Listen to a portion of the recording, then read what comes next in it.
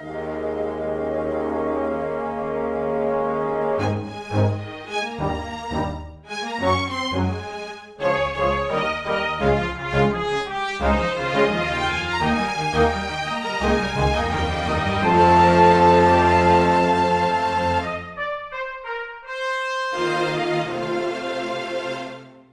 everyone. Welcome to Weekly Manga Recap. It's February the 15th of 2023. We're talking about manga today. What else are we going to do today? Is there anything else going on that we should know about?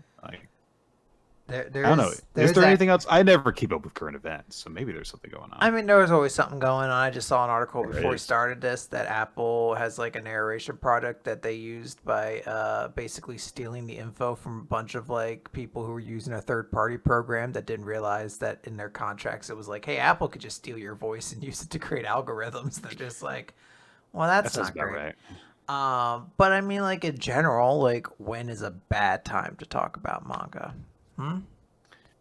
I guess on No Manga Day, where if you talk about manga, you get killed. I should really put that in my calendar. I feel like that one's going to catch me off guard. I mean, you're generally okay. I mean, like as long as you don't follow the religion that it's part of. What religion is that?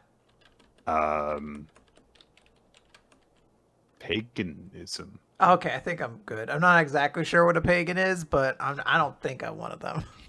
I mean, I think that you've got a lot of company in not knowing what pagans are, given the number of nasty things I've heard said about them by ignorant people. So, wow. Yeah. I actually had to check, Nick. We have been slacking. We have never celebrated National Manga Day, which is November 3rd, ever.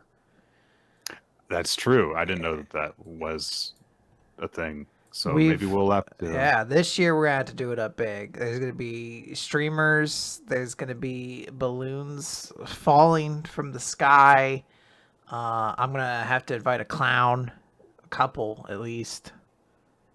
There's big events going on. We haven't done a single National Manga Day party. I mean, you do bring up a good point, and I do think that yes, as a manga podcast, we probably should actually do something in order to recognize the day that shares the importance of. What day did you say it was? November 3rd. Okay, that's not a Thursday. That's not a Wednesday, so we don't have to do it. Okay, so done and done. Wow. This is a unique energy we have on a week where it's like we only have one monthly chapter to talk about. We don't have to talk about My Hero. We don't have to talk about Black Clover. So little that there is this week, honestly. We say that. There are still like 10 series. There's still 10 series. We used to only talk about like 6 total way back in the day. That's true. Yeah. Uh-oh. I think Discord heard our haughtiness and is freezing Nick on my end. As I was getting ready to talk about the chapters with you this week, I was like, what happened this week in general? There's a couple that it's like, oh yeah, that's a big important thing, but not a whole lot. So there's going to be some weird energy going on today.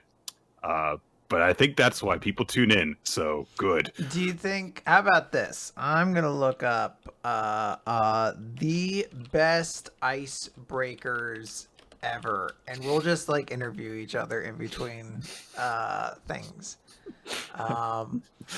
Number one. No. When you die, what do you want to be remembered for? What a weird icebreaker.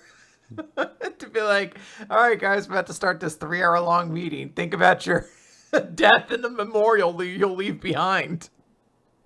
I've actually thought about this. Surprise! It might shock you to know. I have actually thought about generally what kind of thoughts I'll have. Not what I'll have, but what I would have, I guess, if I just suddenly died one day. And I'm happy to report that for the most part, if I feel I came to a realization some time ago that was just like, if I die, then I think that I'd be okay with it. It's just a matter of like, I don't want the people who rely on me in their lives to be sad and stuff. So I won't do, so I am not, it'll be totally fine. It's just like, but in terms of like what I've done, what I've accomplished with myself and the type of person that I am right now, I'd be okay with it. I don't have any of those like big regrets of like, oh, I never got to do X thing. But there are some things that are kind of small that I like to do.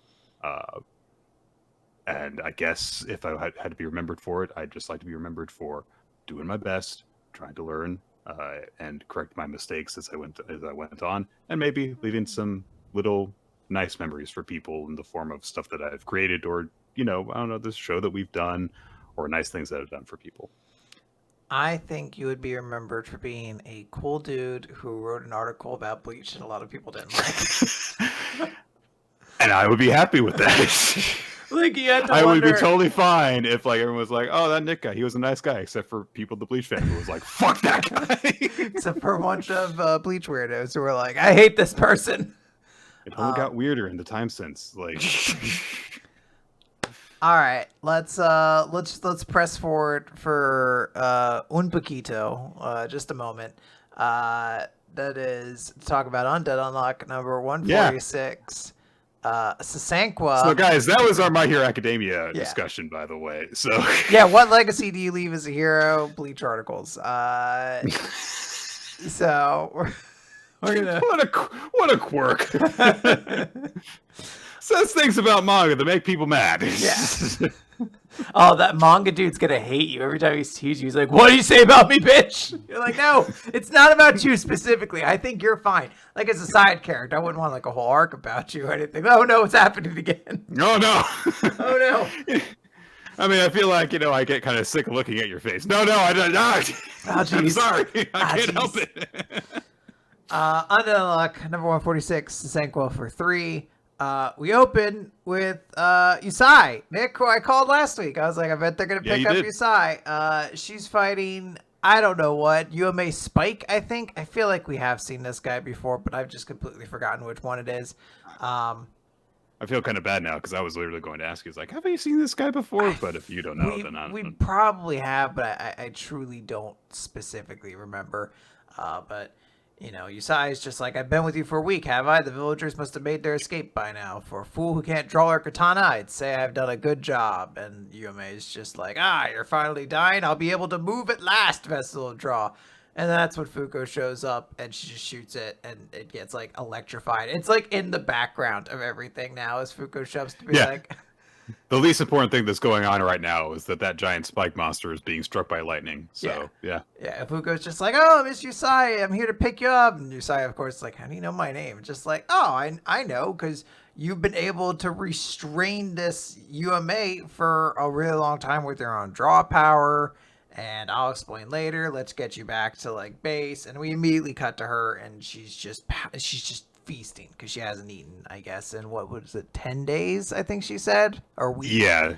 So yeah, I mean, there's a bit of Dragon Ball energy to the very beginning of this chapter because Fuko comes in on a flying cloud, and then we've got Yusai doing the anime eating montage, or super fast eating thing. Yes. So she's basically just like, hey, I need to, like, Yusai's like, look, I'm in your debt, but this undraw ability I have has left me very much like this. Like, what good is a swordswoman who cannot draw her katana? Like, what would you possibly want? And Fuko's just like, there's a lot of things that only you can do. There's a war that I need to stop, and I'm recruiting members, and I'd like you to be one of those. And it's just like, all right, I guess that must be karma at work. So we then cut over, because this is a very quick chapter, Nick. We got things really to do. We cut over to Ishin, but not that Ishin. This is Ishin the 12th, the grandfather of the Ishin that we knew. And the Ishin is being attacked by another UMA. I don't know if this is one we're supposed to know as well. It looks like acid, maybe, or sludge. Or magma or something along those lines. Some hot liquid, hot viscous liquid, which is a bad name. For, hot viscous liquid. Yeah, but it needs to be added to this world, truly, for everything to like reach its full potential. So there would be so much less porn if not for this UMA. So that is true. It does an essential function in the world this creature has. Yeah, everybody salute it. It's giving us exactly what we need. Thank you for all the sexy times, you weird blob monster. He's like, you're welcome. I know what you jerk off to. Like a half of our chat is just like, yeah, that guy's a trooper. He's a saint. There's a salute going on in chat. Yusai helps to take it down. She can do all this even without having to draw her sword. There's a lot of jokes that like she'll put things in her mouth. Like she's like starts drinking from a gourd and she's like, oh crap, I can't get it out now. I can't undraw it or whatever. Which I don't quite understand the mechanics of. I guess someone else has to pull it out for her, maybe. It's a very interesting thing that I'm curious in some of the specifics of. But they're like, yeah, cool, you saved this village. And then we see this Shin. He's like, I gotta decline your mission to join up with everybody, though. There are more important things in my life, and I have to protect them. And we see his family, we see his daughter, and then they're like, oh, and is that Haruka? And of course, Fuko's like, oh my god, yes, I remember her from a previous loop. She was beautiful and strong, and until the very end, her unbreakable helped protect me. And the grandfather's just like, shit, alright, fine. You know what? If she helped you, then I'm going to do it too. And I'm on your team too. So we really quickly, boom, we got support and we got attack wrapped all up. And then it was like, whoa, hold on. You got to do these things in threes. So we cut to Brazil. And the gang is in action because Unseen has activated much earlier than he was supposed to. Fugo just notes like, you know, it's weird. I wonder if God's meddling. But it's also as if all of the members now, each and every one of their souls is kind of like bringing us like, hey, you need us, right? Well, since you do, hurry up and catch us. So there's a mission right now of everyone trying to catch Unseen, and they're like going, and Nico's using like infrared to track, and Yofuka has a giant butterfly net, and they get Sean to go into an alleyway, and boom, Void is there, unavoidable. You can't stop him, Nick. And like, boom, we caught him. And you know, this entire time Nico's kind of giving like a little thought process. He's like, you know, everyone must really love you, but like, I get it. Like, all of us, you're the reason we've come together, because being with you seems like it would be so much fun. Yep. So this chapter, as you said, went by incredibly quickly. There are 3, 2.5 new members that have been recruited to the team in one go. None of which we knew particularly well from the previous loop that we had been through. We knew Ishin, but not this Ishin. But we know, right. I guess we still have the context of what is that full story of Ishin, aka we at least got the parts of Spring's flashback that involved Ishin. So he's the one we definitely know the most about. And then Yusai was around a little bit. I do like the bits of her that we get in this chapter, like establishing that she has difficulty eating because every time she sticks a utensil in her mouth, she has difficulty drawing it out. But I don't know, something about the pace of this did kind of bug me a bit. Just like, okay, we're hitting the fast forward button pretty hard right here. I'm okay with it if we get not more of this where it's just rapid fire, add the members, and it's like, okay, here's 3 more, and we'll start doing stuff with like the new group composition from this point. But this was pretty easily my least favorite Undead Unluck chapter, I think, since this loop started. Just because things have been kind of getting knocked out of the park constantly, and this was just kind of an okay chapter. That's perfectly fair. I do agree with you. It moves very fast. I'm not like super concerned right now because I think this might be an opportunity for them to be like, hey, once this big war happens, there's going to be like a lot of moving pieces, presumably, and 3 different characters to prevent tragedies for us. So maybe it's just like, we got to do this really quickly so we can kind of explore those characters leading up to that potentially, or something along those lines. Like, I feel like there's still an opportunity to explore all these characters in a little bit more, a wide berth or whatever. But that said, it also is like kind of like a nothing burger sentiment. Like, I don't know. It's like the end feeling of the chapter is Nico being like, it's so cool getting to hang out with you guys, and that's why all these things are happening. Like, it is a cool detail of like, hey, why is Sean activated now? He's not supposed to activate until much further in the loop or something like that. So there's like an interesting wrinkle of like things might start happening out of order or whatever. But I'll still follow where this is going because you don't bat 100. You know, sometimes you gotta bunt it, Nick. And this is a bunt. It's a safe bunt. Get on first. That's all you need to do. I mean, bunting does help you to bat 100 in some cases. But I don't think I know baseball enough to correct you, but I think you're wrong. I mean that. Okay. So anyway. All right, let's talk about Chainsaw Man. Chapter 120, Triangle. Okay, so last time, the incredibly wise strategist Yoru decided, I'm just gonna make out with Denji, and that'll make him fall in love with us, and then we can turn him into a weapon. And then, of course, Nayuta, the baby Makima, burst through the door and used her powers to stick a chain through Yoru's head. Yoru in this chapter immediately starts barking like a dog. As Nick, we can't insult Eden Zero anymore for doing weird pet play because now Chainsaw Man has also done it. So thus, parody has been formed. Eye for an eye. Both series are bad and horny. It's weird. I'm not even going to comment on the false equivalence inherent in your obviously sarcastic statement, as I will instead say equally sarcastically, and Chainsaw Man has never had weird sex stuff before this point. So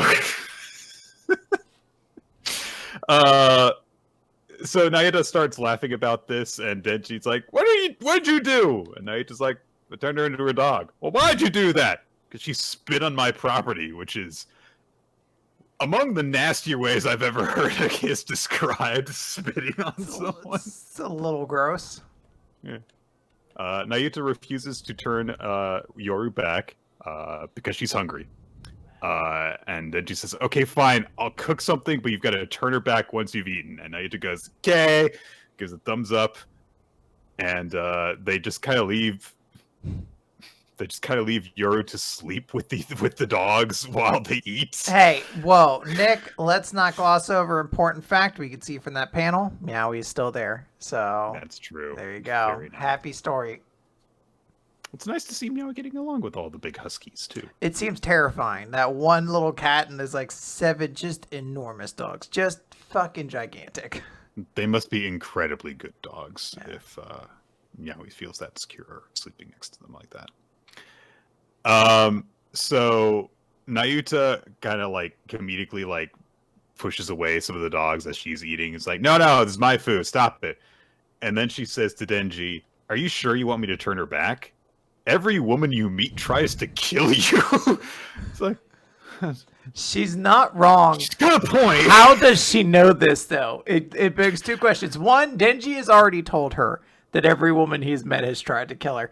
Or 2, every woman since they have met has still tried to kill him. By the way, Asa did try to kill him recently, so she is not wrong. She's completely correct. Yes. And she says like, hey, well, what makes you think that this dog, she doesn't even call her this girl, is going to be any different? And then she says, it's the feeling I get. It's just gut instinct. So Nayuta's like, I mean, I guess that you don't die, so I guess it'll be fine.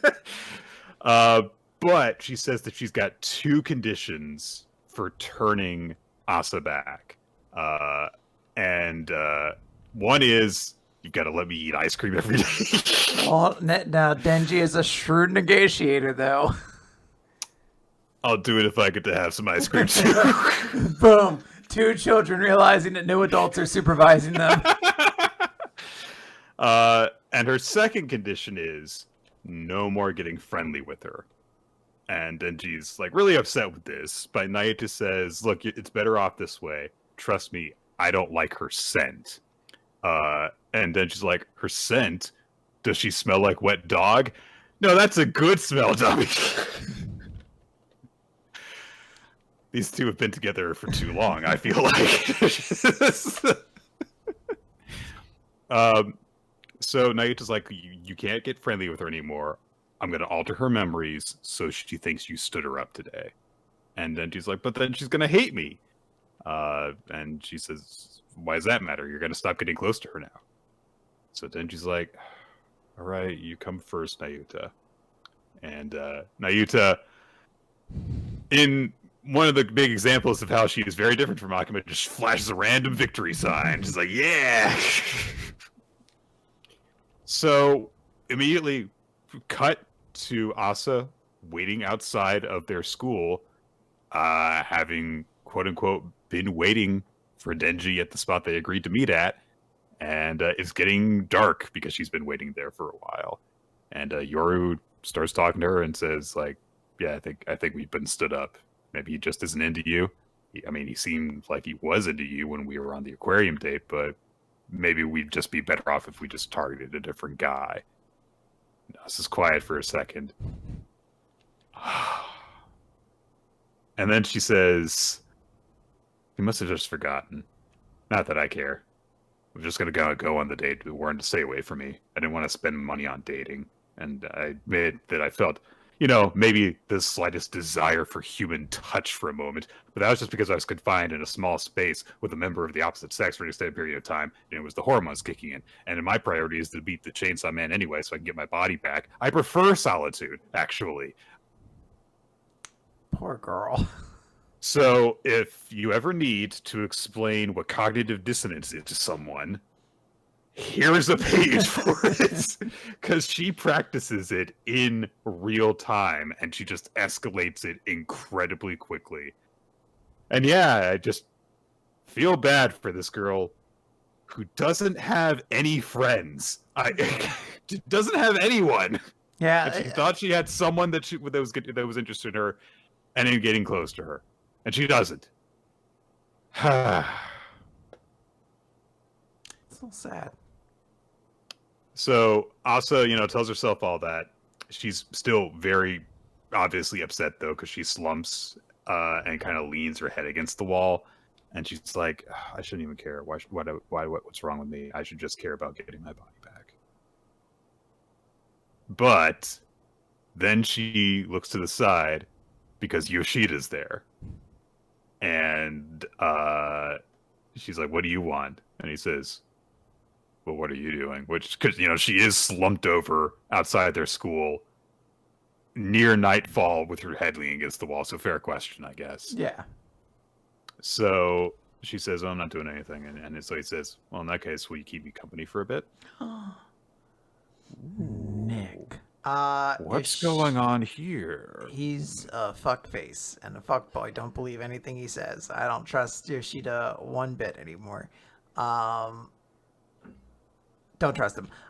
There is another little detail that we saw before, that the fake Chainsaw Man knew that Asa was going on that date. So that could be the in then for Asa figuring out that something happened to her memory as well, or something like that. It's entirely possible. Yep. We didn't see specifically him see that happen, but I do feel like that's definitely going to be brought up in some way. This is an interesting chapter because on one hand, this is the first time we've seen Nayuta in the series. We actually get to see what is Makima's reincarnated child sister clone thing, and it's very interesting seeing that as someone who's been raised by Denji, who is just a mad boy with very little tact and decorum, and it's interesting just seeing that personality shift of how different she is with this influence in her. So that's really exciting. I don't know if I'm crazy excited for this development, because maybe it just feels like we're moving backwards as a story. In this moment, it definitely feels that way.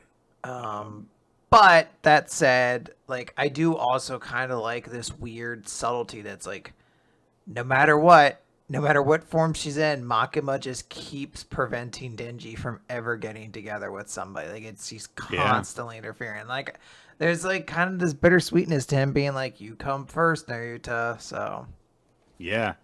And I mean, I did make the note of oh, this is how different Nayuta is from Akima, but there are some very strong hints of not all that different. Obviously, there's the fact that she is still controlling a big chunk of Denji's life.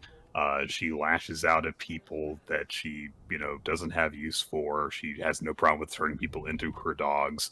In fact, one of the things we kind of skipped over is the fact that while Yoru is conked out, she just kind of like leans against her, like she's her dog, and she's lying against her like a pillow. There's also a few kind of poses that she strikes that are very reminiscent of how Makima would hold herself in certain ways.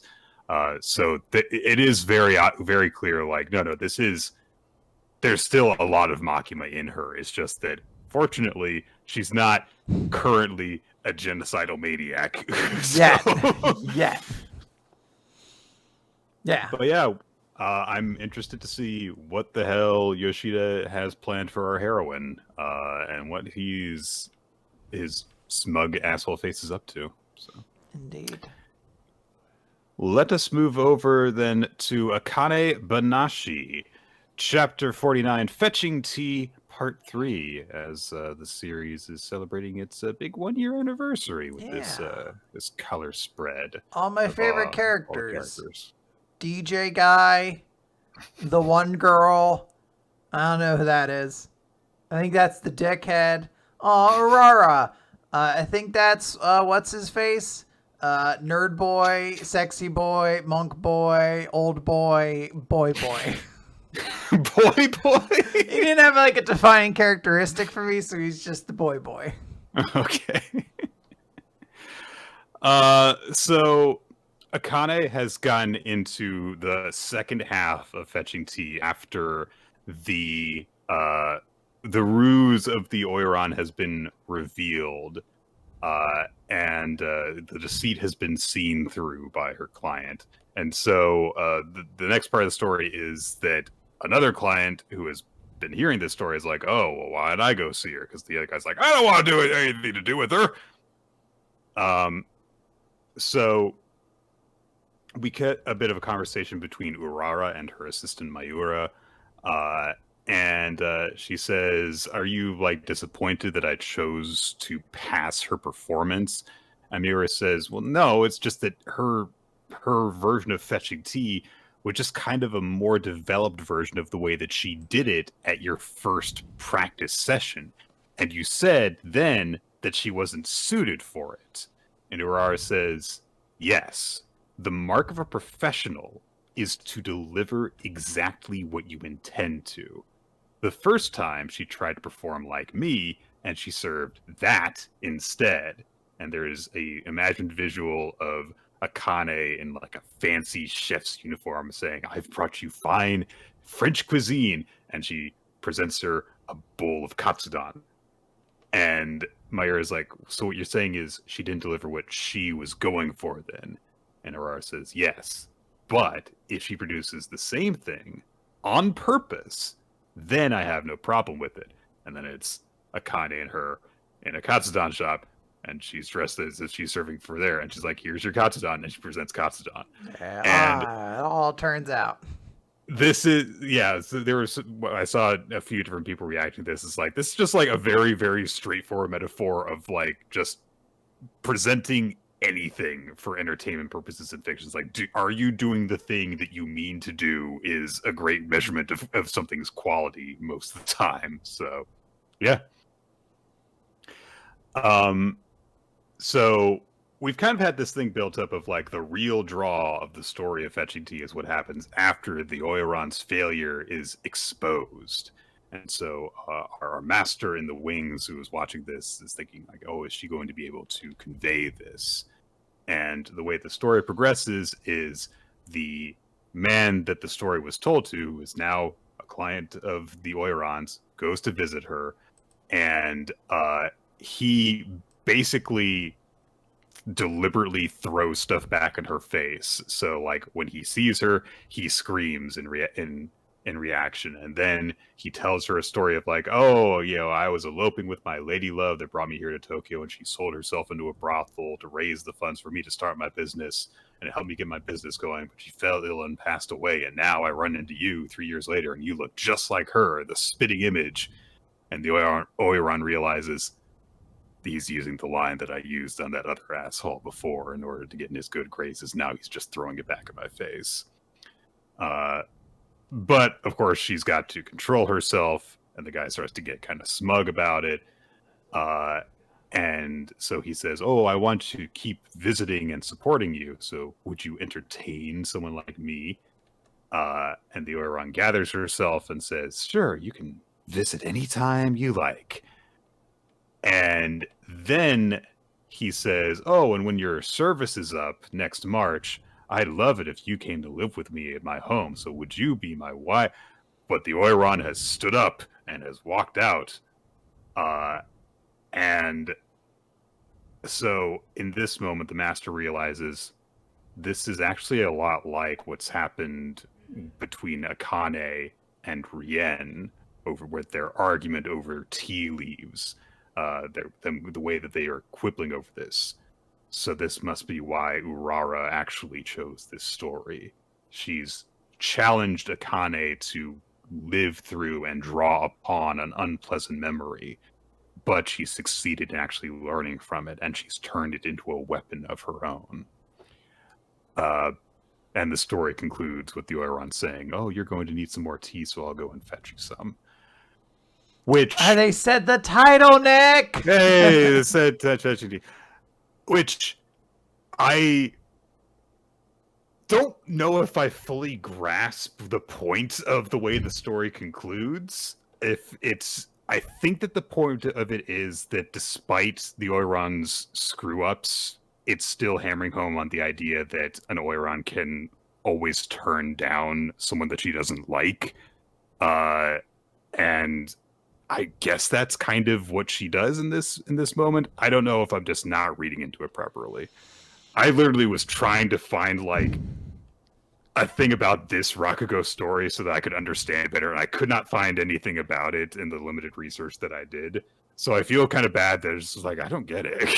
I fully admit I don't really get it. I get like a certain extent of it as it like the lesson like it's like, hey, she uses a weapon to deceive and then gets kind of tricked or whatever, and then has this guy who basically uses that to kind of take advantage of her and is like angling it to kind of like get more because he's pushing is like, hey, why don't you be my wife or something like that. So she kind of has to eat her lumps, but at the end does have like this authority to stand on her own foot and be like, oh, but I have to go fetch you some tea right now. I am actively the one who is in control of this conversation.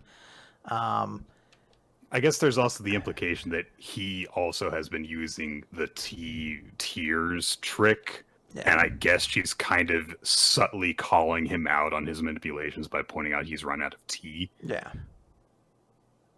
But I mean, if the point is like she's seen through it, and you know that from the way she's reacting in the story, to have the reveal of like she sees through it is a little bit odd to me. So I just think because my brain is rotted, there should be a post-credit scene where maybe Thor shows up or something like that. That just like kind of gives you an idea of like, all right, but don't worry, guys. Fetching T1 wasn't so crazy, but like fetching T2, there's going to be a couple Asgardians, and it's going to be pretty wild. They're going to have to fight against the Crimson Dynamo or some other just dog shit villain from Marvel. Someone's got to take down the Wrecking Crew. I guess they already used them in She-Hulk. They were in She-Hulk. I had such a nerd out moment when I was telling Nicole, it's like, no, they're the Wrecking Crew. They've got magical wrecking implements. Did you feel at least a little embarrassed as you did it? You're just like, don't understand. All of them have a different wrecking item. Their names are the Wrecker and Pile Driver and Bulldozer. Oh god. So anyway, Akane's performance goes over very well. It's a big laugh from everyone at the end. They're all applauding, and Rokuro talks to the master afterwards, and he says to him, "So have your concerns been addressed?" And he just says, "Well, I underestimated her. I'll leave it at that." And he also admits, I feel like the only one who actually foresaw this was Master Urara herself. She starts from checkmate and works backward. That's how she always operates. And it could only have worked if the girl had the potential to fulfill Master Urara's vision. Those two have really done a number on me. They truly are very willful women.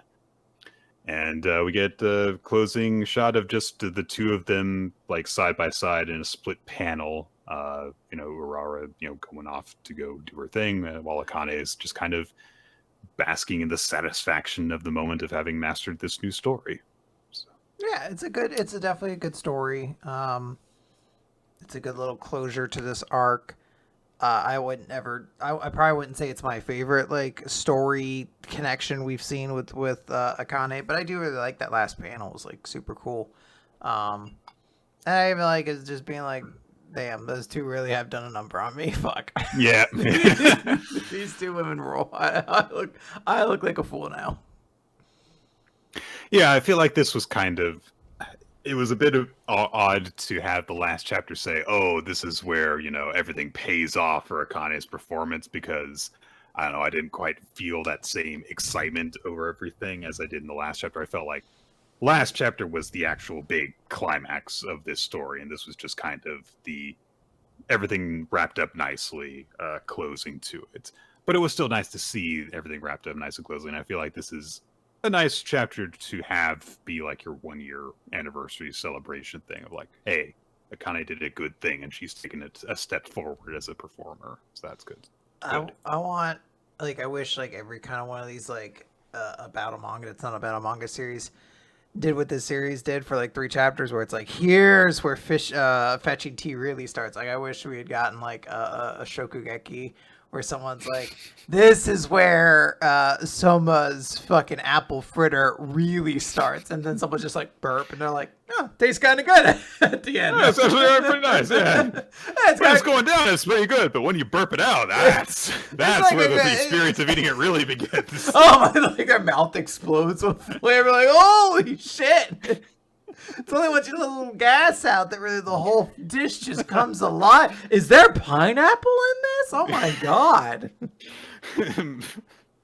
But Soma, how did you ensure that they would belch at the end of their meal? Ah, that's the real secret. I've been hiding chili beans in my apple fritter. In Taco Bell in my apple fritter. That seems like a contrast to flavors. Oh boy. Let's move on to Blue Box. Blue Box. Chapter 88, Can't Stay Like This. Last time, Taiki was very judgmental about Yumeka because he thought that he had her all figured out and basically said as much right to her face, so she slapped him. And although she is very clearly just shaken about what he has said, but we find out why she's really upset in a bit more detail now.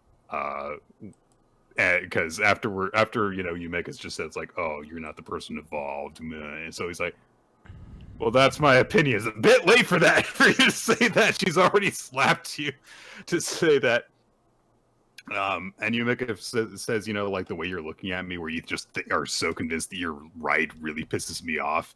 And Taiki's like, I didn't make a face like that. You clearly did. You absolutely did make a face like that.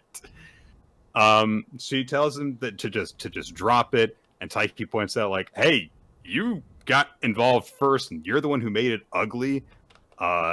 And Yumeka is throwing out saying like, well, Natsu's slacking off when she said that she was gonna, dominate the country. And Taiki says, well, she's practicing, she's trying hard. And Yumeka says, well, she used to practice way more before. She's as good as she is because she would practice twice as much as everyone else. But if she's just playing around now, there's no way she's ever going to get any higher. And Taiki is shocked by this, and he wonders if really Yumeka is actually just worried about Shinatsu. Which may be, if, you didn't throw around accusations about stuff, you might have figured that out by talking to her at a different level. But I guess this is fine. You found out this way. It all worked out. Worked. They're friends now.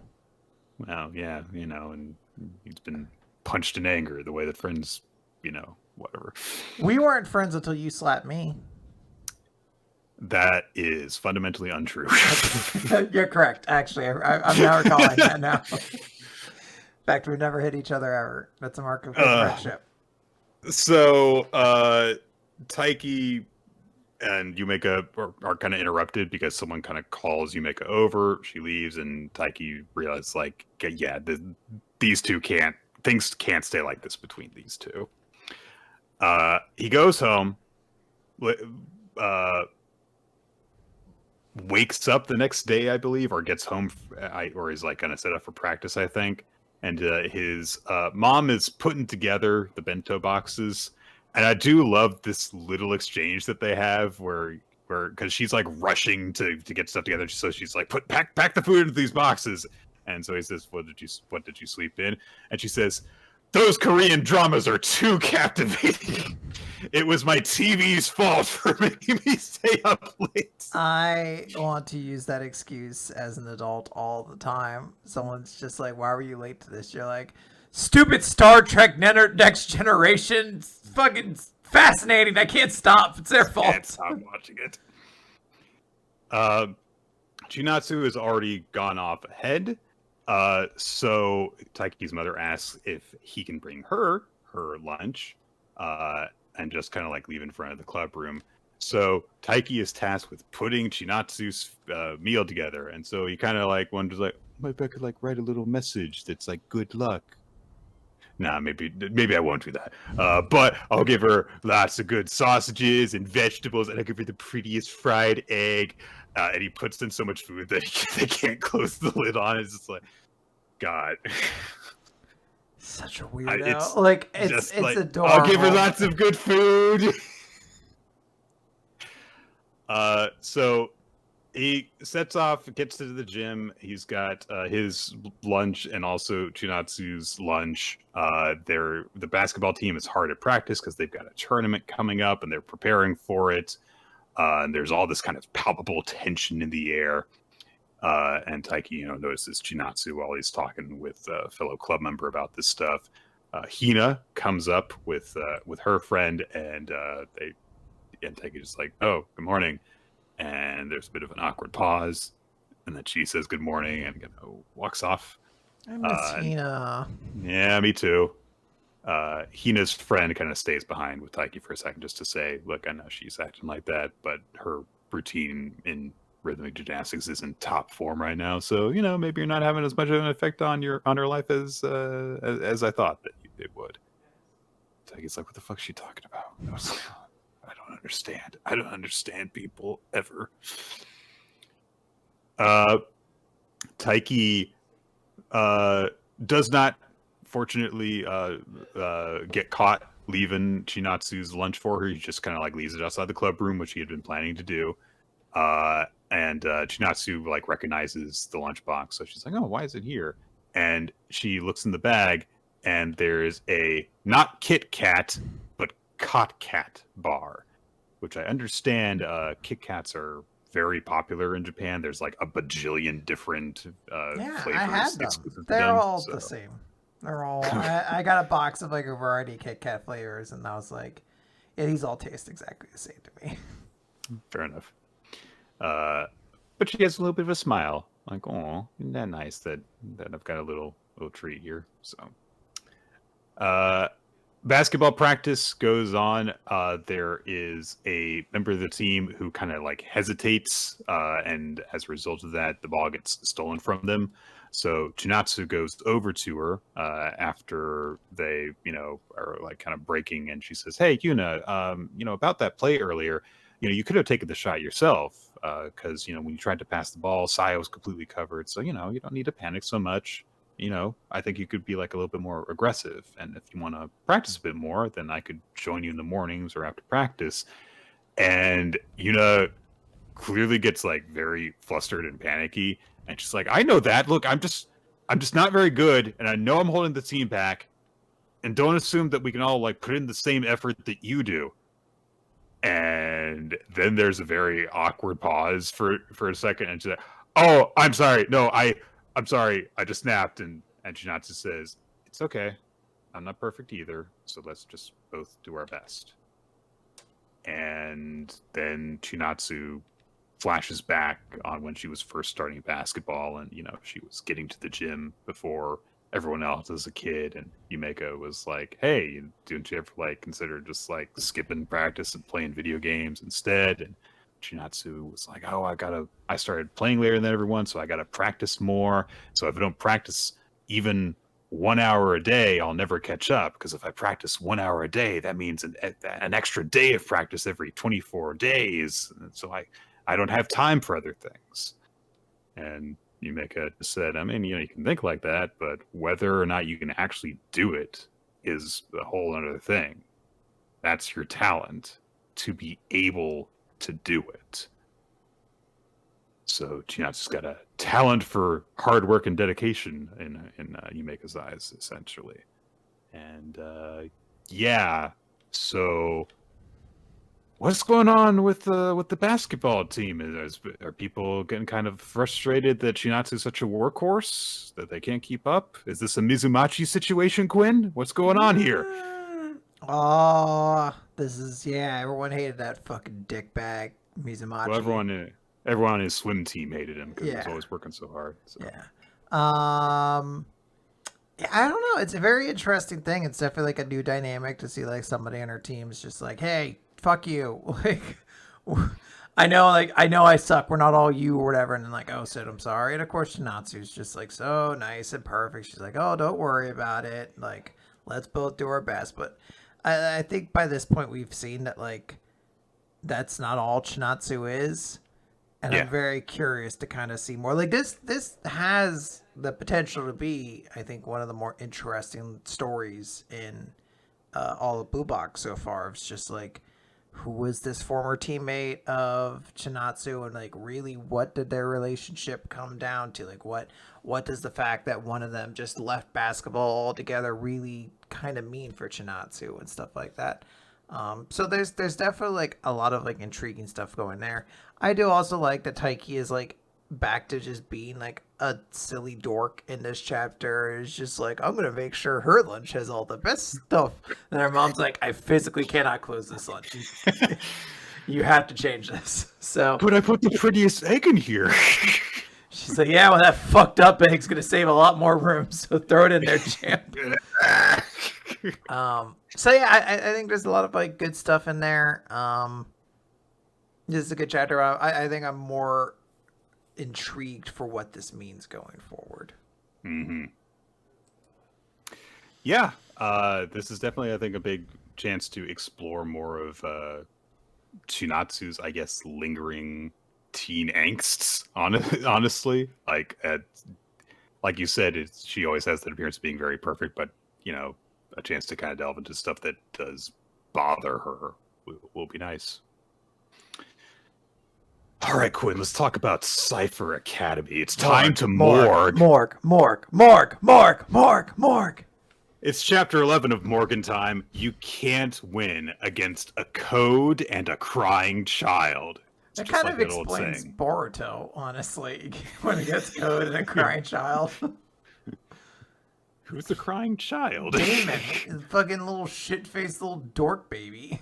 I guess we could say he cries. I don't know. He's always got a I cry when I see he's involved in a chapter. Like, oh no! So last time, Yugata had challenged Iroha to a syllable battle. And we get the rules kind of recapped on our cover page here, where we've got Yugata done up in like kendo practice garb stuff. And so the cards are dealt, so we know what syllables each of them are actually able to say. Of course, it doesn't really mean anything when you're looking at what they're saying in English, because, I mean, it's nice that we have the syllables there on what they have to say, but oh boy. There is just a Goliath amount of work that has to be put into translating this series. And truly, outside of like a few specific people, like a fraction of it can even be appreciated. Yeah. So Iroha starts off first. And so he's like, okay, a question and answer session. So there's one question I definitely need to ask. And so he's thinking is, what was the meaning of the code that you gave me before? Like, what were you trying to say with that? But he starts to say what? And this was about as far as I got in terms of my Japanese understanding. Was he's going to say what, which is nani, and he's got the syllable for na, but not ni. So he basically is getting as far as saying nah, and then it goes, oh, I can't ask the question because all of these syllables I want to say in my question are invalid. So it's like, what do I do? So you got to just think for a second and just and words her question in a way that she can ask it. And if the wording is kind of weird, which is like cough up a corporate association you're fond of, which is like you would never word a question this way, but you can do it. So Iroha has to think for a bit and kind of like move stuff around his and be like, lazy inactive committee. And so then things kind of ramp up a little bit. You got to ask him a bunch of other different things, which are really just kind of like random questions. What's a color that you know? And he's like, dark gray. So you got just like, all right, kid gloves off. And we get 2 back-to-back 2-page spreads of Yugata asking questions and then Iroha answering questions. And they're like, Yugata still in that very calm pose where she's got her legs crossed, she's got her hand to her chin, asking question after question after question. Iroha's like, he's going to draw a sword, syllables flying past them in the background. There are a lot of very revealing answers in there are. He talks about how all of his friends are dead, how he was abused. The only reason he's in school is because he had to go here. Like, there's a lot of like his father forced him, stuff. I think. Yeah. He says that he only came to the school because he was forced to by his father. And there's like a couple of little bits of like harmless trivia, like how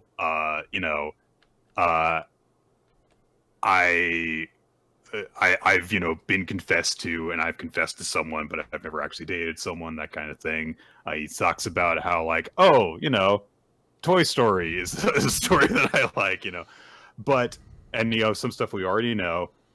And then like you say, he brings up stuff like, I had some nice friends, they all passed away. Okay.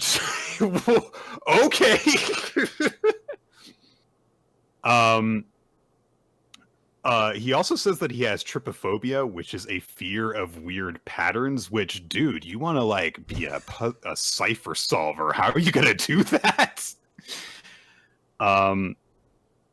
And he's like barely clinging on after this point. And of course, because he can only react, he can't even think to ask any of the questions that he wants to ask Yugata. And he's really starting to struggle from it. And so like, he also has an explosives handling license. How? He also, this was a weird detail that I gravitated towards. So I want to share with you a little bit of the research that I did. He says that his first crush was Suzanne Antoko. So I was like, who is Suzanne Antonko?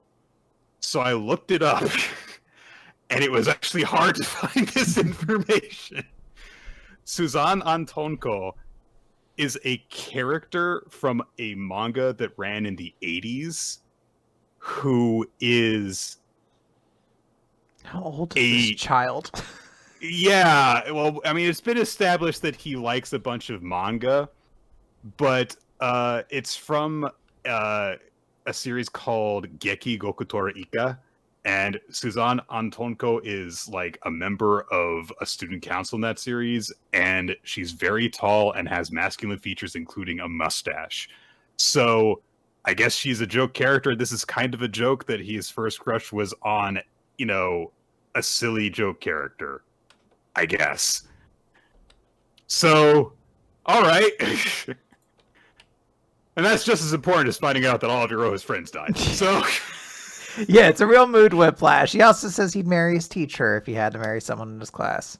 very safe answer, honestly. It really is. So, silently, Tayu thinks to herself, like, Iroha, do you know why young children are so honest? It's because their vocabulary is limited. So they don't have embellishments. They don't know how to deceive people or avoid the question. They only know how to speak clumsily and naked. This verbal slit cut by half question and answer session isn't a game.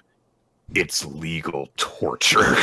And we see Iroha's a crack forming in the universe centered on Iroha's heart as he's being tortured by having to expose his secrets this way. If you do not love how extra this series is, I don't know what to tell you. This is grade A Shonen Jump melodrama, everything to the nth degree. This is so much.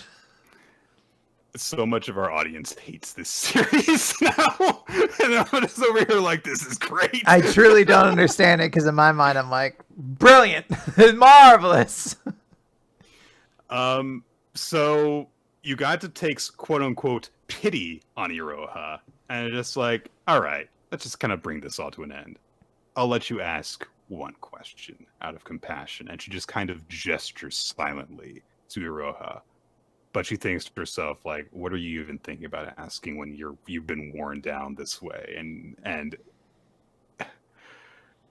we get presented a very difficult puzzle, which Iroha asks, and he can't voice it properly because it involves forbidden syllables, but he just says it out loud anyway, which is, why don't wars go away? How long will people keep killing each other? And he realizes too late, like, oh god, I just completely zoned out, and I asked I did a verbal slip, and I also asked a verbally childish question. And Yugata suddenly stands up, and she says, "You can speak normally. I mean, you verbally slipped. The code battle is a tie because you slipped up." And I couldn't find the words to answer your questions. So the score is tied. Aww. She's got like a big grin on her face. Yeah. And so she walks out of the room. And as soon as she walks out, it's revealed that Toshisai was listening in from outside. Not too surprising. And she's kind of upset about how Yugata did this. She says, I never told you to go that far. And Yugata's like, I couldn't find the words. It's true. And I never imagined that he would ask such a childish question, but I won't deny.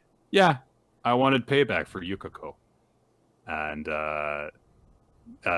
also, she, because Toshisai starts to address her, she calls her Tayutan again, and she says, look, stop calling me that. We're not little kids anymore, young miss. And she walks off. So Iroha is left in the infirmary by himself. He's looking at all the cards that are still there laid out in front of him. And he tries to kind of like, pep himself up mentally for a second. Like, oh man, I did my best. I mean, I feel like I've kind of things have been going too easily for me so far. So this is just kind of the results. I've got all these like childish ambitions of stopping wars and saving people. She was just, correcting my arrogance. There's no reason for me to feel hurt. And then he just clutches his hair and he starts crying while grimacing in frustration over this. And he's just like, I've been treated like a child and patronized and belittled. And so he's like, I feel so humiliated. So never again, never. I'll never lose again to anyone against any code. So this is a shonen series, in case you couldn't tell. I really like this chapter. Yeah, this is like an awesome chapter. Like all this crazy stuff is happening. He gets this big hero moment. We can see that like Toshisai actually has like concerned for him, and there's like some kind of interesting dynamics with her and her lackeys. It's, there's good stuff here. Yeah, and it's there's all the details about Iroha that we really haven't heard anything about before, but because they're sped by in this montage, we don't get any details on them that are very intriguing. I feel like the big thing that is currently holding this series back.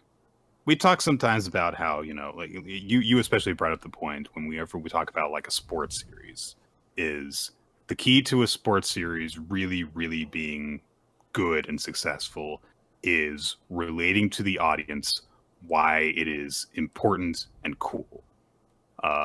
And I feel like this series hasn't really done that with code breaking yet. Mm-hmm. It has not explained what's cool about it and why it's important. When honestly, I know that it knows why it's important because of the position that the characters are in at this academy, where they're trying to raise code breakers, and Iroha is trying to, save a guy's life by solving this puzzle that he's got that he can't break right now. If you can crack codes, you can change the course of history. That has happened. World War II was essentially won because the Allies cracked the Axis codes and the Axis code breakers couldn't crack the Allied codes. That is why the war was won in a big way. And if some sort of point like that can be made by this series and really stress like this is why what they're doing is important, and then bring home like this is why what they're doing is also cool, this could be a very good series. There's just kind of flashes of it right now, and this is one of those flashes. Yeah, I think I do think there's like a level of hoping this series at one point kind of pulls away from feeling like it needs to create like intricate puzzles we can understand, and should just like get wild and like make it something that like I don't need to follow along. I don't need to be able to solve this puzzle at home or whatever. Like, go crazy with it or whatever. And I think there's I think there's a lot of potential to this series. As much as we joke about morgues and how it's like untranslatable, I actually am enjoying reading it. So, yeah, good chapter. Yeah. Let's talk about Ginka and Glüna. Chapter 21, 2 on 2. So, like a tornado tag match, Nick. Yes, or a regular tag match, but yes. No, yes. You both people can't fight in a regular tag match, Nick. That's illegal. You get disqualified if you do that. It's always very stupid, but yes, it can happen. So, Guard Guy and Glüna are facing off against bad guy mages. I don't think that they say their names at any point in this chapter, honestly. So Guard Guy is upset because last chapter established that the flowers that they're stepping on have, it takes literally decades for them to grow. And so he scolds them for that. And then one of the bad guy mages is just like, oh, who cares? Stomps on the flowers. Just like, I am an evil dickhead. This guy's just like, oh, dude, you fucking dying old man or whatever, like these flowers. It's actually kind of charming for how like abruptly it was like feel bad for this man and his flowers that he cares a lot about, and then this bad guy shows up like, I'm gonna stomp all these flowers. So immediately the Guard Guy starts fighting him. He manages to slash through the guy's torso and arm and stuff, which shocks him. And we get established like, there's a band of warriors who developed a new way to fight back against magicians with blades. Locke, Guard Guy, is a descendant of these mage breakers.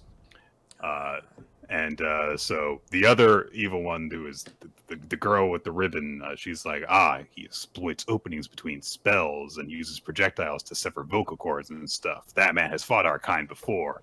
But, unfortunately for him, that won't work against dark magic. And the guy where he's been cut in the arm, his arm just splits apart into a bunch of arms. Some of which are making wacky gestures. One of them slipping him off. One of them flipping him off. Yeah. One of them is doing the kissy kiss, too sweet gesture. And one of them is just like, I'm just gonna. That's what that gesture is called. Yeah. So, oh no, the sword attacks won't work on him. So Luna tries to attack, but she's intercepted by the other dark mage, and she's got these big cues which deflect Luna's attack and break her spell apart. And she says, "Yeah, the shadow that I've conjured consumes the radiance of magic, so your spells are powerless against it." So, oh no, one has an advantage on one, and one has an advantage on the other. So they keep on fighting. And there is a cool bit where they kind of tag team Luna a little bit because Arm Guy punches through one of the shadow cubes and it teleports over to where Luna is portal style and punches her. So neat. So the Arm Guy is like, you guys don't even know how to work together. You're no tougher than those farmers from last time. And Locke the guard says, farmers from last time, you were at the village during the massacre. That was your doing. How can you be so vile? And they're like, we're evil. That's how. Yeah. And so Arm Guy goes to attack Locke, but Luna's back up on her feet, and she blocks it by being Luna. She just kind of does it, and she says, all those people that you killed, they had hopes and plans, things they wanted to do the next day, food they wanted to eat, and you took that away from them. And Locke has a flashback. When Sasuke was a young boy, he trained every day with his village of ninjas and his clan, and it's a very like he's the shonen anti-hero, and his whole clan was killed kind of thing. That is what happened. An asshole showed up and killed his entire clan of mage breakers. So, and honestly, what the guy says, so much for the vaunted mage breakers. Fair enough. We were turns out you dudes kind of sucked. You are a village of people who specialize against mages, and I, a mage, killed all of you. So what the hell? But he specifically left Locke alive because, as a child, you still have potential. I'm going to cast a death spell upon you. The only way to dispel it is to kill me. Come for me with all you can muster. Seek my name. I, the great Schmitachi. What if it's Ginka? So, that'd be wild. He murdered his whole family. Just because. Yeah. He's like, it was to teach you to put your clothes away at night. You weren't doing that. You're kind of throwing them on the ground. So I came to teach you this lesson, and I did this big dramatic thing. I was like, get stronger and kill me. Because if you were strong, you'd put your clothes away. That's what I'm saying. Are you putting your clothes away at night? I'll take everything from you again if you're still not. Weird arch enemy story. I'll tell Santa you haven't been a good boy. Yeah. And I'll kill Santa too. I just want you to know that. I'll rip his fucking head off and put it on your lap just to show you haven't been a good boy. So yeah, so his entire clan was killed by an evil mage. So it makes his reaction when he's talking to the guildmaster in the next page, where he just says all magicians are jerks. So it's like, oh, what a well-adjusted kid. Honestly, he's gonna seem to have just come to grips with all the trauma that's come his way. But he was also told by the guildmaster that, hey, there are good magicians. But so Locke says in the present, look, I hate magicians. That includes you, Luna, but I want to beat these guys. So for that purpose, let's work together. And so Luna starts conjuring some like ice wave things. The evil mages are able to dodge out of the way of them. And when they get close to the horned arms guy, the Shadow Cube girl uses them to just kind of like portal them away from him to safety. So then Locke rushes in, tries to attack the Shadow Cube girl, And Horn Arms guy is like, ah, you idiot. And he jumps through one of the cubes to block the attack. He blocks it with his arm. And he's like, haha, my sister, because we are siblings. This has not been established yet. My sister handles the magic attacks. I take the physical ones. We have an unbreachable defense. And then he realizes that there is ice creeping over his arm because Luna put a spell on his sword. Gasp! Who could have foreseen this happening? A strategy never thought to before. So, yeah, Mr. Our defense is unbreachable guy is like, sis, our unbreachable defense has been breached. Help me! So she's like, okay, well, we've got to withdraw right now. And Glock just immediately cuts apart all of her cubes. Yep. And Luna finishes her off with this like dashing ice attack thing that takes her out. And so it looks like the good guys have won this fight. Yes. I mean, it's pretty brutal at the end because like there's ice shooting out of her mouth too. Out of her mouth, So yeah. that's gotta be pretty bad. Look, I don't want to say Ginka Glüna is not long for this world. And I maintain that I think having Locke as like the counterpoint to Luna is a better move than what Beretta and whatever the other girl's name was. Beretta and Anemone.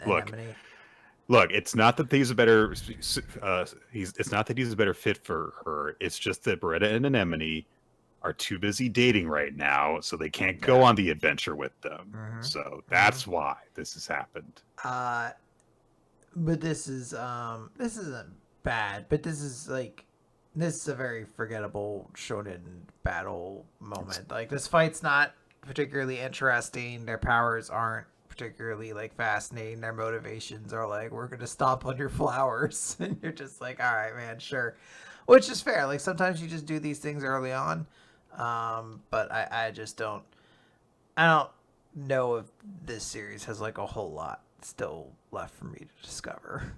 It's okay, Quinn. I've been braced for 20 chapters for this to happen. It's gonna be fine. So hey, you made it longer than the Guardian Witch, and that's an important thing to a lot of people, I believe. That is incredibly important to me, actually. Thank God that this lasted longer than that very weirdly drawn series, honestly. All right, Quinn, I have a puzzle for you. Okay. So here's the puzzle. Pasty pawn of the patrimonial lord punctures his potent pedigree. Okay. Patron of the... Pasty pawn of the patrimonial lord. Patrimonial lord. Punctures his potent pedigree. Punctures? Is he hit like his family member? Is it Edge? No. Okay. Oh, that's yeah. I was trying. I was like, I don't see where you got that. I was like, I'm trying to like go along because I was like, punctures. I was like, you could spear something to puncture something. So I was like, all right. It's punctures is much more general for this meaning. Okay. It's not specifically a stabbing thing. It's not a vampire. It is not a vampire, no. Okay. Because there's only one true vampire. His name was Maple. Of all the ones you could have referenced. Pasty pawn. That's kind of almost what I want to like focus on. Pasty pawn. I mean, there's Seamus. That's the most pasty human being on the planet, but I don't know if it's Seamus. I think I've given you Seamus before. Okay. Pasty pawn. Who else is just astronomically white when you get right down to it? Is this like a mid-tier wrestler or lower? Not right now. I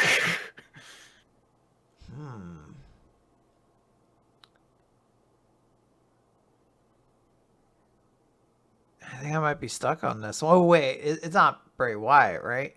No. Okay, I think I'm stuck on this one. This is about Sami Zayn.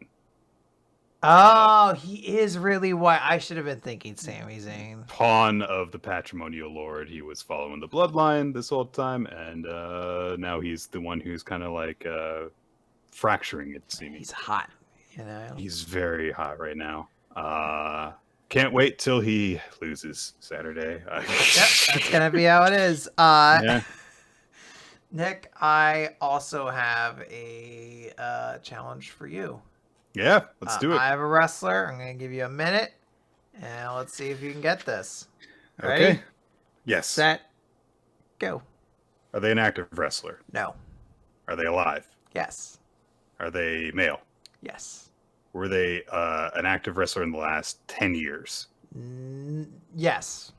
Okay. Were they like WWE wrestling in the last 10 years? No. Okay. Were they like doing just like minor appearances in that time? Yeah. Okay. Are they older than 50? Yes, I believe so. Okay.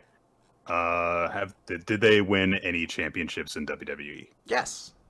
All right. Did they ever wrestle for WCW? No, not that I believe. Okay.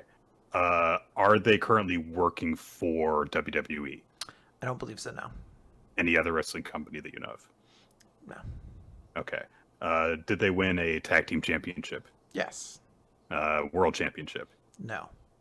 Okay. United States championship? So I'll be kind and I'll say intercontinental to that, but that Okay, is your that was going time. to be this one. Okay. They've won IC. They've won tag team. Kind of active in the last 10 years, but not really. Uh-huh. Over 50.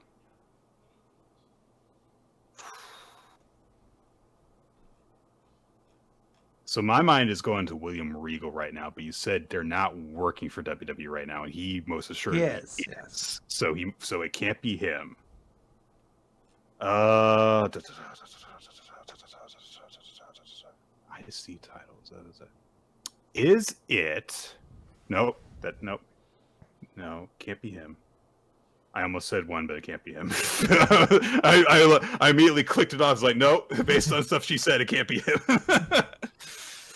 Oh, this is hard. All right.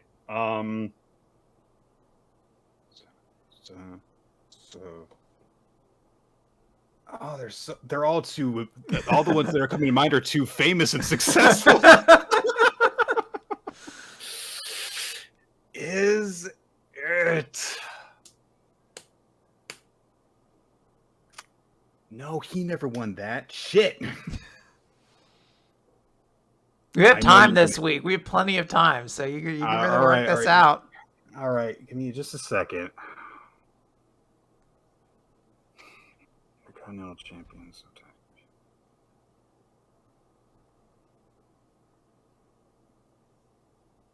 Is it Ken Shamrock? It is not Ken Shamrock, but you are absolutely in like the right period, essentially. Is it Billy Gunn?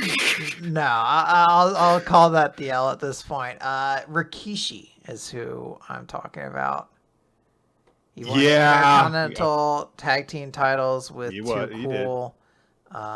He left WWE officially back in like mid 2000s, but he has like sporadically showed up. But he's also apparently also been on the independent circuit. Like, yeah, not showing up to his son's wedding. Not mentioning Too Cool in his Hall of Fame speech. He's just not really. He's just, sometimes. I don't put them on this list because they're paragons, okay? It's just like, who can I think of? Okay. Every time that I think of Rikishi, I think of the fact that he's like the last known thing the last like mention of him on anything WWE related was him not showing up to his son's wedding. What a legacy to leave behind. Oh man! That was a good one. He was busy that weekend. All right, let's Let's talk about 0 for 2 from us this week. Oh, yeah. That's unfortunate. Let's talk about So, it's chapter 68. Da. With da. Oh, sorry. With Dada Sensei's creepy fucking eye staring into your soul on this cover. Well, don't worry, Nick. You won't have to deal with too much more. Oh, wait, never mind. Never mind. I read the chapter. It's all about him. You'll have to read a whole lot more about it. Oh, so last chapter ended inexplicably with Dada Sensei just being in a room in the school. It turns out that it was because Furusu was going to come and talk to him, and she officially comes to talk about how she, is like wanting to change her major, and so he says, "Oh, okay, I know someone at this university. I could talk to them. So you're actually, so you've decided you're gonna be conducting," and she's very, very happy about this decision. You can tell she's excited about it. She's like, "Yeah, I've decided," and she's smiling. Oh, good for Furusu! Yay! And he says, like, okay, yeah, good for you. And then she gets kind of embarrassed. She's like, oh, sorry, your classes are really fun. Like, she doesn't want to, like, make this into an insult towards him. But he says that the school does not have a conducting major. So he says, so why don't you just, continue studying piano until you graduate, and then that'll still come in handy for a conducting major. But, the stuff that he was saying before, where he's like, I know someone at this university, so I can talk to them, stuff, that's really nice. He's like, I know a few people that will help you out with this. So it's not what you know, it's who you know. But after they have that nice little discussion, Furusu gets kind of sad because she says, so Lucky went to visit his mother's grave today, and he's been really down lately. And actually, it's like she kind of trails off, and Dada Sensei flashes back to when he was in front of a butter potato stand and a yakisoba stand. It's very important that we establish. He's like, these are two beautiful sights. I'm so excited by the wonderful sights I'm going to see today. I can't wait to turn around and be equally greeted by an equally pleasant sight to my eyes. Hello! So, I've been standing here the whole time. Do you have some water? I haven't drunk any water in 25 years. I was actually in front of you when I got here. You just ignored me, as does the specter of death. I elude him daily. Do you ever think about death, Dada Sensei? That's right. I act like you're my teacher. That's the weird little game that I like to play. I mean, I'm definitely thinking about death looking at your face. Like, Jesus. Good. Keep thinking about it while I noodle around in there. Like, I'm leaving. I'm going home. Don't you want that yakisoba? You were staring at it. No, I don't want any. Nope. I don't want to eat anything ever, as long as it means I'm around you. So I'm just gone. More for me. So, I guess the conversation started up with the first line that we have from this guy, which is, let's talk about the Starhead boy. That's what he says. That's how they start talking. Yeah. So, he wants to talk about Lucky, and he says he's an Otogami, and to them, being a genius means something exists within them like an instinct. But humans aren't animals who live by instinct only. The human brain is large, after all. To survive, humans need to learn good things, like how to creep out death so he'll leave you alone, like I did. Good is something made up to suit the circumstances, so it's scary to affirm everything. Once you find out it's good, then you should decide based on your instinct. And Dada Sensei had a very, very wordy reaction to this, which was question mark. And I'm glad that there is someone confused by another character's dialogue in this series whenever it happens, because it makes me feel like, oh good, I haven't lost my grip on reality. This is supposed to be weird. Yes. And so, yeah, the guy just concluded with, I'm sure that he'll become a wonderful human being. I look forward to listening to him play when he reaches that place. And so Dada is thinking in the present. In other words, who is Sonoda? I didn't really understand what the maestro was talking about. Lucky is an Otogami, and he has an immense genius within him. That performance, you could experience it with such a soft sound. It was similar to my miracle in the past. And I guess he's just been having this all flashback and train of thought completely in silence while staring into space, because Furusu finally asks, like, are you okay? He's just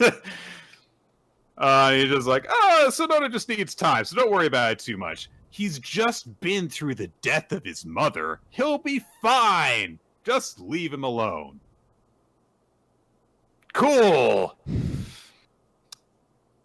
And he's like, just focus on yourself first. And immediately Furu's just like, okay, smiling, walks off. So, yeah, all right, cool. And then Dada thinks to himself that just because we have that in common, as in the sound, the performances that they had, doesn't mean we're the same. And he walks down the hall, and we leave the building and go into the past, when Dada, not Sensei, had stupid. I'm not going to say what was stupid about his look, because all of it was. So I don't want to go. I'm separating myself from Nick, because this is when somebody is like, actually, this is like a deep religious thing or something like that. I'm not stepping on that.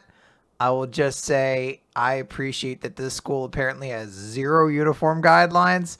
yes, My guy that's is good. walking in with a fucking... I can only hope it's a tank top, a leopard print tank top, because that is a wild fit to just rock into with class. If this is like an actual religious thing, then I apologize. I can't get a good look at it. So he's got markings of some kind on his scalp. So I don't know if it's a fashion thing or if it's anything else.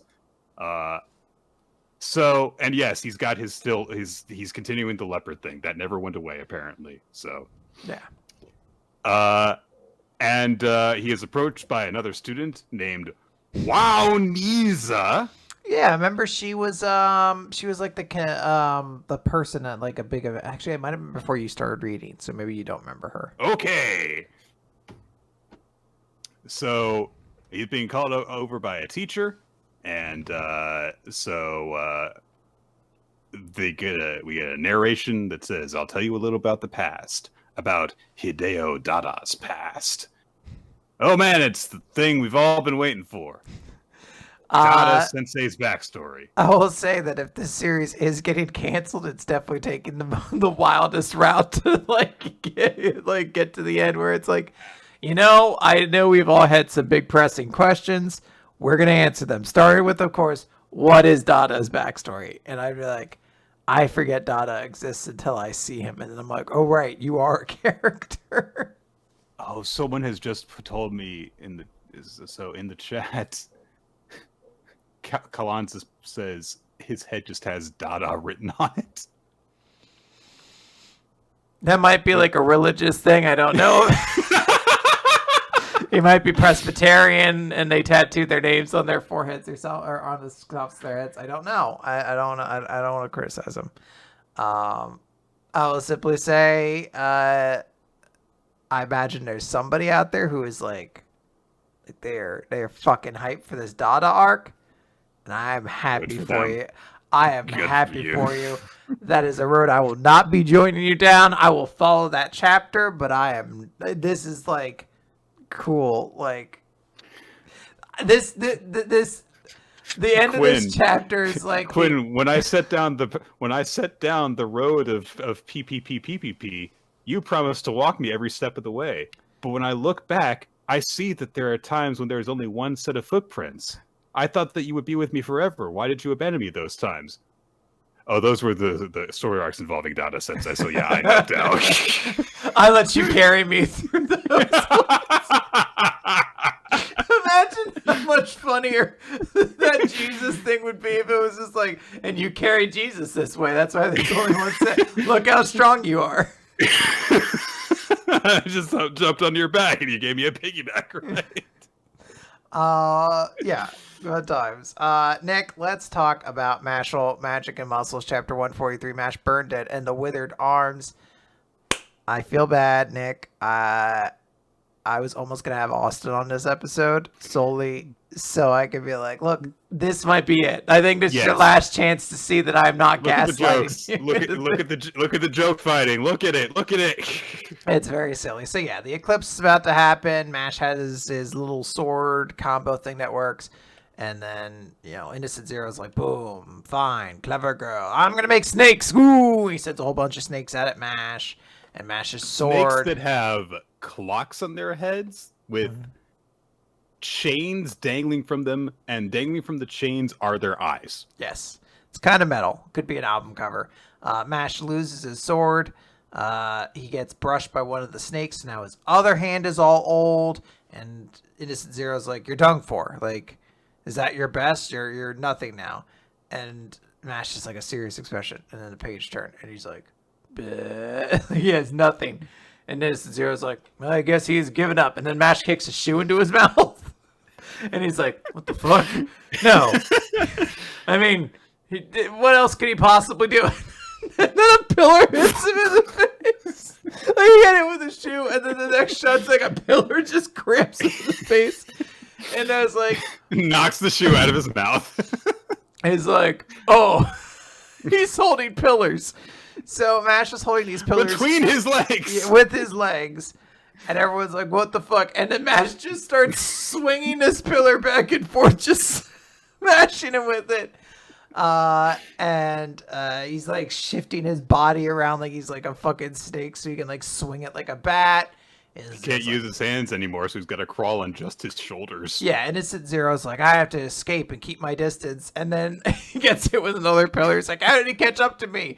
And yeah, Mash is like crawling on his shoulders. And he's like, all right, fine. Then I shall take to the air. And now I won't. He just gets it again. And Mash is like, I threw it with my legs. I got more. And he cracks another pillar. He just starts throwing a shit ton at him. Finn is like, oh my god, Innocent Zero's taking a pounding. Mash is truly incredible. But Innocent Zero's like, well, shocking. You're far more shocking than I imagined. But it's a shame that you were too late. At the time of the eclipse, I will be able to unleash my true power. And the eclipse happens. Big glowing light, full page spread. Innocent Zero hovering in the air. Absolutely powerful. And Mash is like, only during the eclipse? That kind of sounds like you got a raw deal. He's so utterly unimpressed. Like, wow, your power's going to last like 5 minutes, dude. Come on. Yeah. I love that. Oh, man. Yeah, it's a really fun chapter. I love so many of the just like sudden smash cuts. I love the visual of Mash turning a pillar into a sword he swings with his legs. It's great shit. Yeah, very funny. Oh, let's talk about the Elusive Samurai. Let's do it. 97, Kamakura, 1335. So Tsuye introduces the very important character, the general Miura Tokiyaki, to Tokiyuki. And so he's at first like, oh man, he's never going to trust me because I betrayed the Hojo. So he starts to apologize. And then Tokiyuki's like, no, don't! And he's like, what's the matter? Oh, I wanted to avoid someone else trying to commit seppuku in front of me. Don't kill yourself. Oh. He still remembers. So he's like, yeah, okay, I won't. But then Miura's like, so wait, so are you saying you don't hate me, you don't mistrust me? And Tokiyuki's just like, it's not my nature. And Yorishige says that I need allies. And then he looks up at Miura and says, you're really tall. Do you think you could pick up Mount Fuji? And Miura's like, Mount Fuji? That would be quite a task. But yes, I'd pick it up and I would toss it to the Tang Empire. He's like, yay! It's honestly, this did more to make me like Miura than anything else that we've learned about him before. I don't give a shit if he, is impulsive. I don't give a shit if he's a good fighter. he gets along good with this stupid kid. That's all that I care about. It's nice.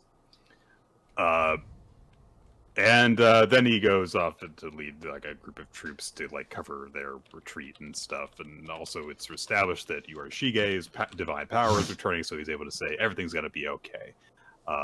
And he knows this because they're near the Suragaoka Hachiman shrine nearby. And now he says it's time for Tokiyuki's big return to Kamakura. So the army moves towards the city, and Tokiyuki's return is likened to a kid traveling to their grandparents' home by themselves for the first time. When it's like, I mean, okay, I feel like Tokiyuki's been on a bit of a bigger adventure than that. Just a smidge, just a little one. Just a little teensy bit. Just a little bit bigger than that, so... So this big army is riding out, and there's this really neat, like, 2-page spread, but also split. So it's just like the top half of 2 pages, and we see this army riding together. So all the most important characters are in the foreground. It looks neat. And there's no enemies in Kamakura. Everything is safe and secure, so they aren't going to have any opposition going in. And Tokiyuki's getting more and more excited as they get there, but he's also... And as they're getting closer, he recognizes all these different landmarks, and he remembers when he would go to see them with people that he knew in Kamakura. That there was a temple, there was this landmark, and he just remembers all these different places and how he had visited them before. And he remembers playing hide and seek with his brother on this one pass that they get to. Aww. I'm sorry, I'm distracting all of us with my cat.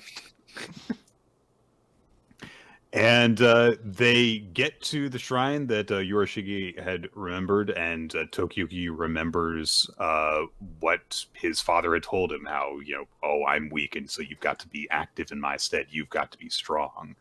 And Tokiyuki dismounts from his horse, and he races up the steps, and he remembers all the things that he has been through, all of the horrible opponents that he has had to face and overcome. And he remembers how the village was just in flames when he retreated. And he wonders, like, what's the sight going to be when I am finally back in Kamakura? But when he gets there, he sees that the damage has been repaired, and there's a large crowd of people all gathered there to greet him. And he looks out over the expanse, and he's overwhelmed by emotion, and he collapses into tears, and Yorishige wraps him up in a big hug as we get a recap saying that on this date, Tokiyuki reclaimed Kamakura. It was the most tumultuous and grandest comebacks in Japanese history. Aww. Big emotional chapter. Yeah, I mean, look, this is like a big thing. A lot of like good moments here, a lot of like sweet little catharsis and like, satisfaction. Just end the series here. I know what happens. I don't need to get into it.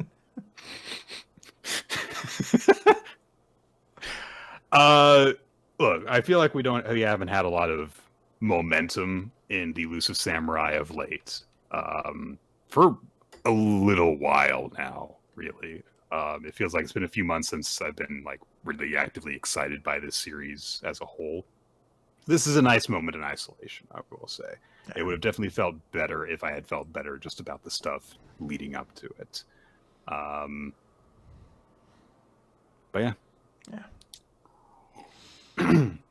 Little man is excited to talk about One Piece. That's why he's here. That's why he popped up. All right. All right, let's talk about One Piece. All right, Prof, let's talk about One Piece. Chapter 1074. He doesn't want to now. He's done. All right, Mark. He's like, he took too long.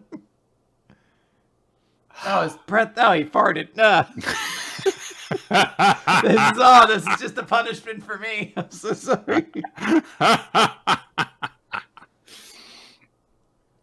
Okay. So bad. All right, so Egghead.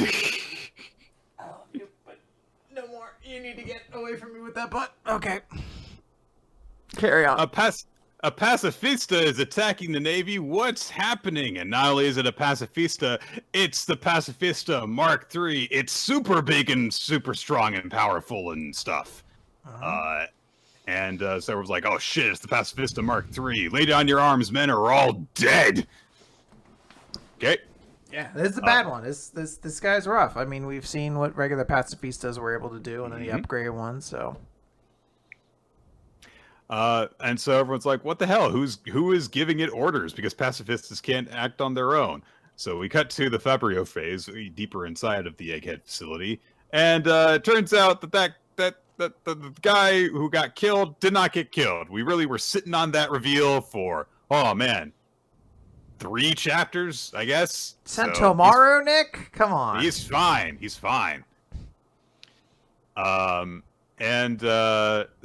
I guess it seems that he's the one issuing the orders. So they're like, no, I don't think he's not the one issuing the orders. Nope, he's not. Nope, because he asks like, how's the pacifist doing? And then it sounds like something's going on up there. I would presume the one giving the orders is Saturn, who we were introduced to like last week. We just don't see him in this chapter.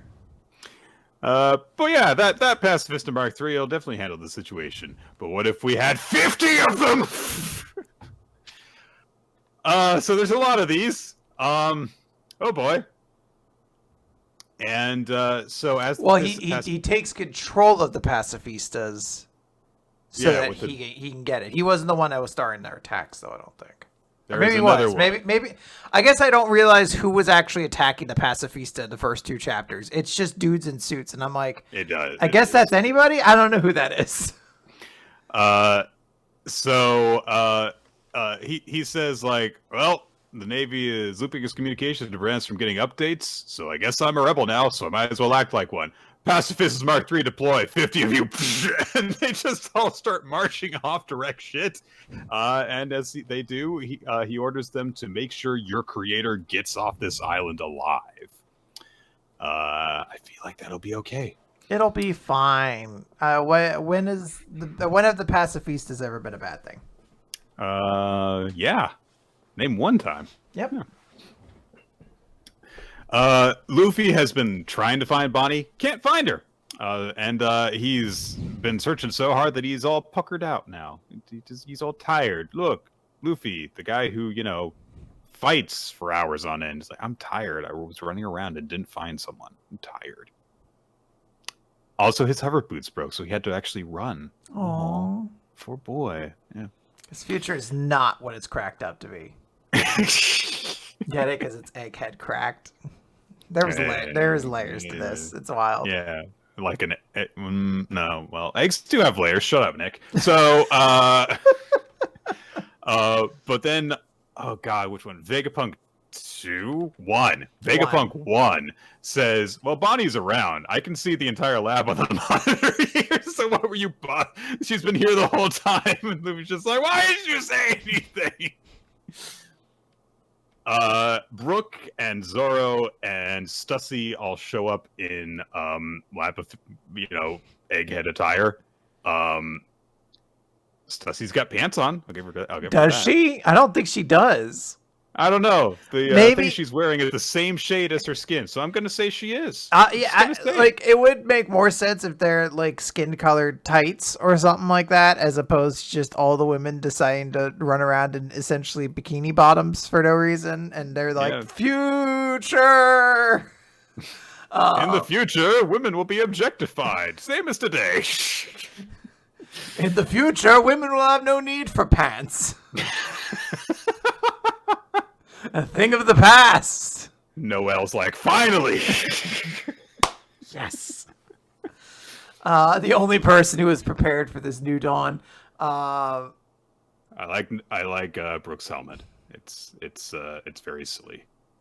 Yeah, I wish characters had more designs like that. And Zoro's very puffy jacket, like it's very big. It doesn't look like the kind of thing that a swordsman would want to wear, honestly. No. Very restrictive. So Vegapunk 1 says there's 2 anomalies going on at the moment that we're suffering from. One is the disappearance of the Stella. The other is the loss of control over the Frontier Dome.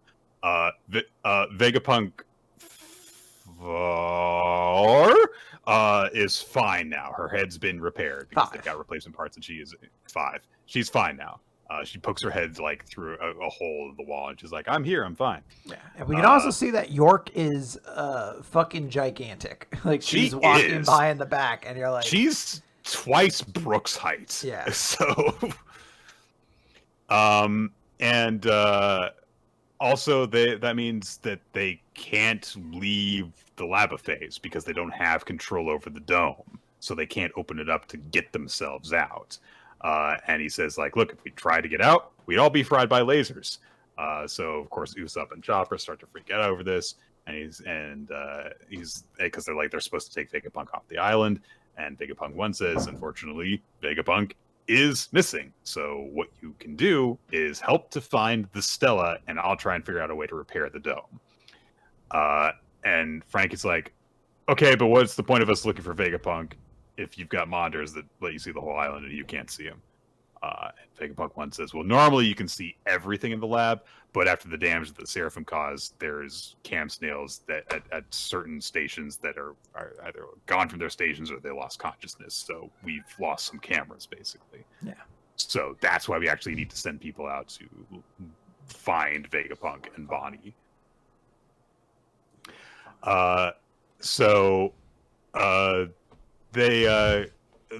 He's in touch with some of the other Vegapunks. Nami says, like, okay, guys, let's join the search. Stussy goes to do it as well, and Sanji immediately is like, oh, you're an attractive woman. And then I love this moment. Zoro's like, I guess I'll search too, and Sanji's like, no, you can't. Don't leave. Don't go anywhere, because who will look for you? And yeah, immediately like Chopper and Robin are all like, just stay here. Just stay here. And Zoro's like, look, I don't even know what they're talking about. I've never gotten lost before in my life. So he just hangs out on the couch with Luffy while they look over Kaku and oh god, I always forget his name. Lucci, that's why. So they're just like are just kind of like looking at them and they're like, huh. Oh, well, I haven't even thought about like Water 7 in ages.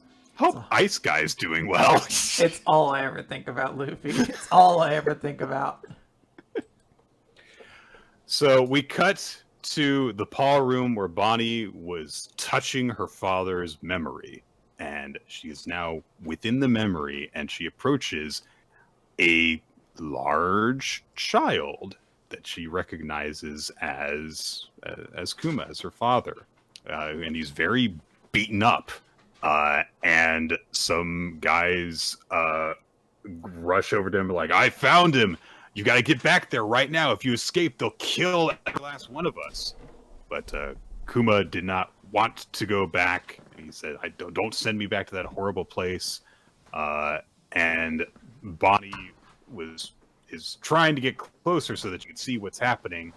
But no matter how much she runs towards it, she can't seem to actually get closer to get a closer look at things. And so these guys are insisting that Kuma come back, but he says, like, I won't go back there. Kill me here instead. Why bother going back? I'm just going to die anyway. And so the guys oblige and start beating him with bats. Poor kid. And so, of course, this really upsets Bonnie, and like there are these like flashes of some images of buildings, of I guess the pacifistas being created. There you only like see very small silhouettes, and as Bonnie is reacting emotionally to this, she is ejected from the memory paw. She can't see it anymore. There's a very brief cut outside to where Kuma is climbing up the wall, and then cut back to Bonnie, and she realizes, I guess this is something that I can't actually take unless I'm actually fully prepared for this. So I've got to see it. I can't move on unless I know the truth. And she reaches out for it again. And so we join Vegapunk 4 at that point. He is looking around for Stella! He literally says it like that.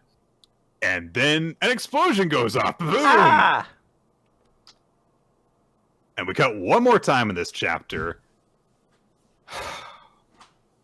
Nick, do you remember this character's name? Morgans. He has a title. He is the _1 news guy. I don't know his title. He's Big News Morgan. Big News Morgan. So Big News Morg says, he is a morgue. What an incredible scoop has just landed in my feather lap. And he's just gonna call him Den Mushi. He hangs up and he says, the world government is currently undertaking an assassination of the great Dr. Vegapunk. They're gonna kill the world's greatest mind. It's the O'Hara incident all over again. But the government's picked the wrong fight this time. Vegapunk's a beloved figure, the man whose energy development brought light to every town in the world. And with him just happens to be this guy. So they know Luffy is there too. So he immediately starts to spin doctor this. He turns to his crew. Here's something, baby. Just turn it around, Dan. That was the spin doctors. Okay. Straw Hat Luffy, Emperor of the Sea, wages all-out war with Navy and Egghead, holding Vegapunk hostage. The government should be very grateful, and I'll need you to collect their gratitude in liquid cash. So, any news story will do, as long as it's for the sake of his profit, I guess. Yes. But someone is upset about this and says that's a preposterous excuse for a story. And, so I know we all knew that she was okay. I don't think we all knew that she was going to end up with Big News Morgan. Nobody Vivi's here. Yeah. And also Wapol is here. Okie dokie. So much is happening in this one panel as we are reintroduced to Vivi, the Princess of Alabasta, and Wapol, the king of the evil Black Drum Kingdom. She's like, Luffy would never do something like that. This is why I hate the World Economic Journal. And Wapol's like, you shut up. What if the government learns we're here? They'll kill us. He's being a sycophant for Morgan for harboring them, and he's really very paranoid. And Morgan's just very unbothered by Vivi criticizing him, and he just says, "You were bawling your eyes out yesterday, little girl. Don't try and tell me how to do my job. This is the newest man of the world, and I'm the mover and the shaker." So, I've got to admire him. He's just so himself. He's got his schedule and he's keeping to it, Nick. This is such a wild end of the chapter to be like, oh, this is where Vivi is. And Wapol too, I guess? Like, it really does feel like Smash. Like, everybody's here. Every character. That's right. We know that you've been waiting for. 30 more Fire Emblem characters. We know you've been waiting for. Oh, you're not going to believe this, guys. Banjo and Kazooie are here. Sora's here. The Piranha Plant is here. Yes. I mean, that's kind of interesting. I mean, that's interesting. Is it Petey Piranha? Like, no, just a generic Piranha Plant. His final smash is he turns into Petey Piranha, but he's just a Piranha Plant. Oh, well, you could kind of do that with, like, anything then, right? No. No. Could you just have, like, a Metroid be, like, a character then? Like, anything could be? Okay. Nope. This is the Pikachu. That is in the game. Everybody's here. Jin has to then show up just mathematically. If everybody's going to show up eventually, any character who's not established to be dead will show up in here. I'm feeling it. Yeah, I mean, it's a very interesting twist to have revealed, like, oh, Vivi got out because the freaking Big News Morgan took her in. Because we don't find out anything about his motivations for that. Also, Wapol's here. That's the more interesting thing to me. Two characters. Like, it was when I read this chapter initially, I did literally, I turned to the page where it's revealed, and I was like, "Oh wow, oh that's where Vivi is." And then like it was like the camera panned over for me, and it's like, "Oh, Wapple's there too. Why?" But here we are. There's it is a very One Piece chapter. You know, it's cutting around to a lot of different things. There's a lot of new revelations that aren't going to be followed up on for, let's face it, 3 months minimum. Just not going to find out what's going on with Vivi until then. I feel like we might find out what's going on with this flashback that Bonnie's in much more. Yes, I feel like that's coming up soon, and I am prepared for it to emotionally destroy me. Like, I fully expect to just be openly sobbing by the end of that chapter, and that's okay. Like, that's okay.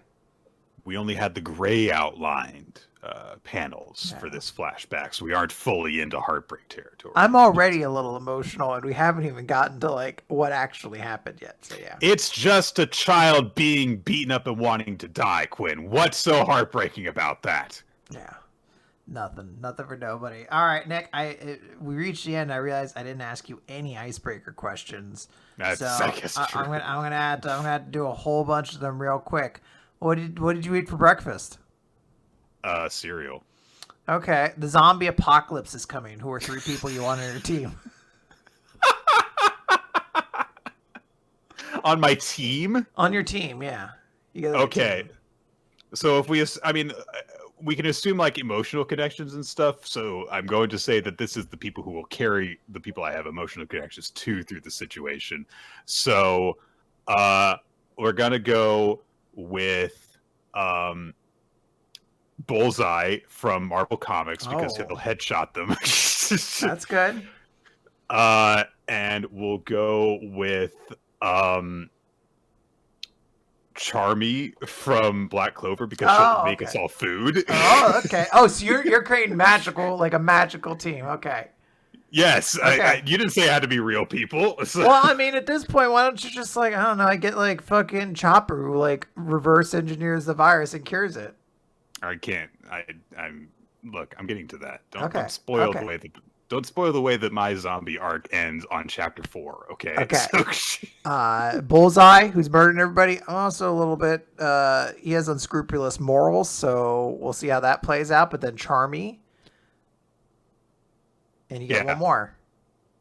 Then it'll be what was the name of the character that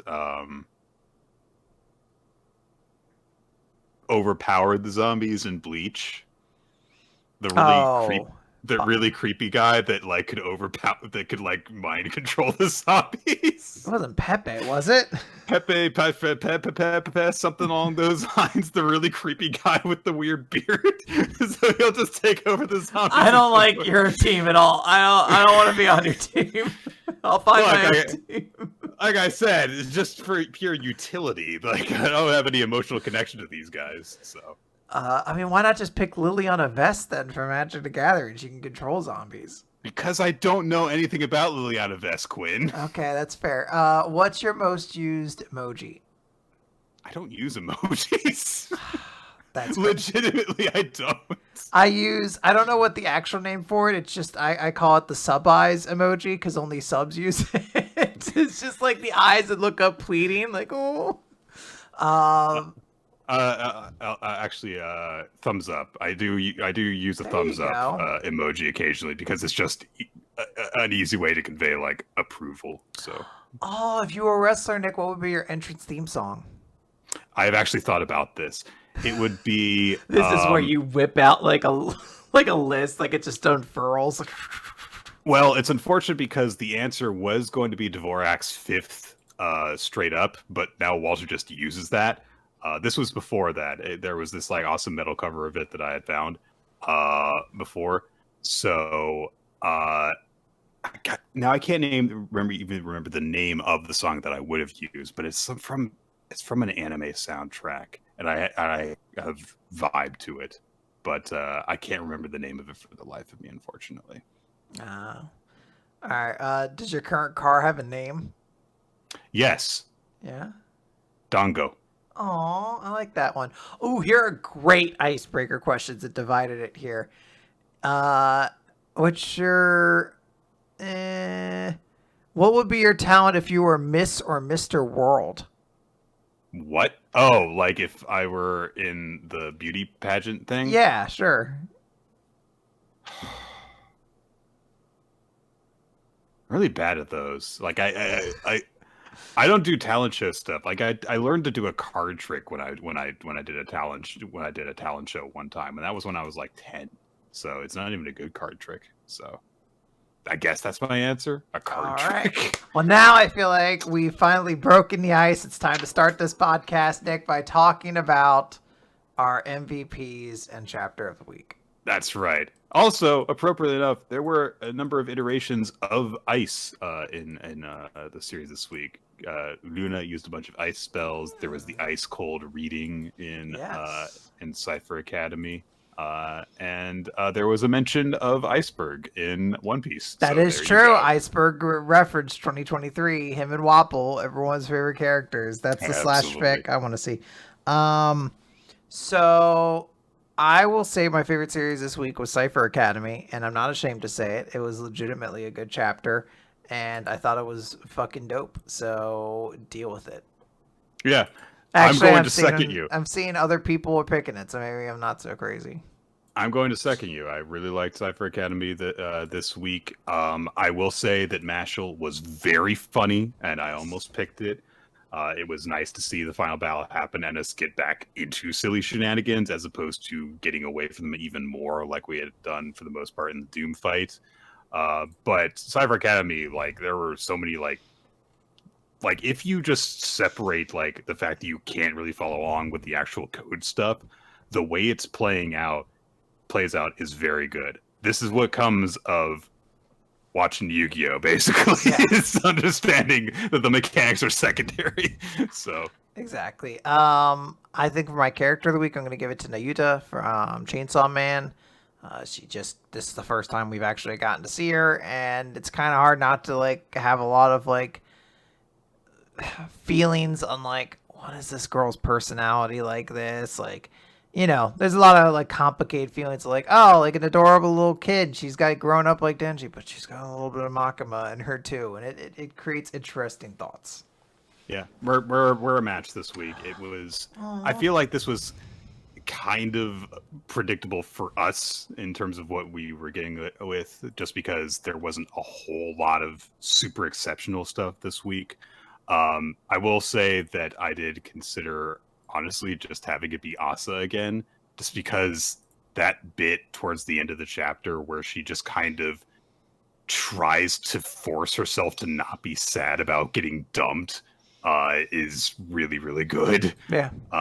But Nayuta made a really big impression, and I have to definitely acknowledge that.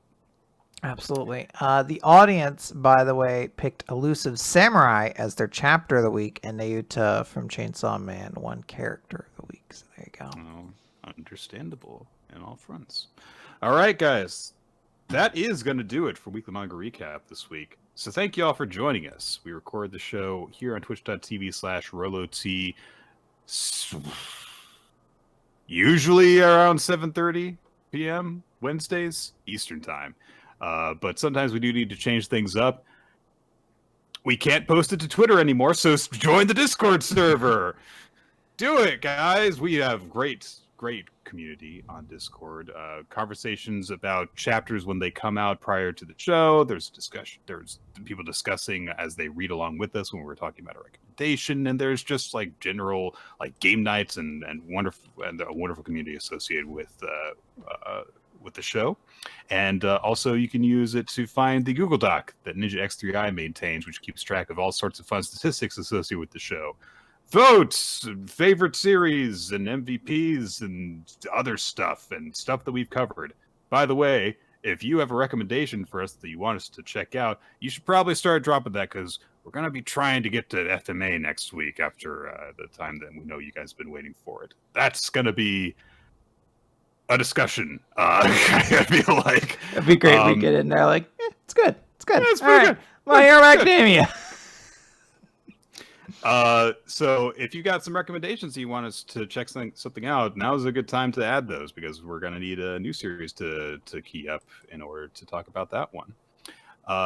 And we also want to just thank everyone who helps us out in supporting the show. Anyone who has ever just taken some time to leave a comment and hang out in the chat. People who support us on Patreon over at patreon.com/weekly manga recap. And Ninja as said before, Steve Mann, our title card artist, whose work you can see on our YouTube channel, youtube.com/weekly manga recap. You can also check out his other work wherever boobs are allowed to be drawn on the internet if you search for Steve Mann Art. And speaking of the YouTube, Milo Jack Stillitz and Winston Dale Chitter created an opening sequence that you can see in the video version that plays at the beginning of each episode. And that's about going to do it. Listen to the podcast in different places. We're on weeklymangarecap.podbean.com. We're on iTunes. We're on Spotify. Yes. All right, that's it. Do we have a thing we want to? I guess I should have saved the icebreaker page. We could have asked ourselves icebreaker questions to leave. Yeah, I guess so. I don't know where I'm ever going to come up with questions as good as "What did you have for breakfast?" So I think we should just leave. Crispix. Is that the kind of cereal? Yes. It's you can get it in big boxes. Riveting. Yes. Look, no. Let me tell you about my cereal choices, Quinn. So I like Cracklin' Oat Bran, but unfortunately, it comes in small boxes, and the serving size, it's like they say, like, oh, this like fills you up and stuff, but it's like, no, I want to get a bunch of those things because they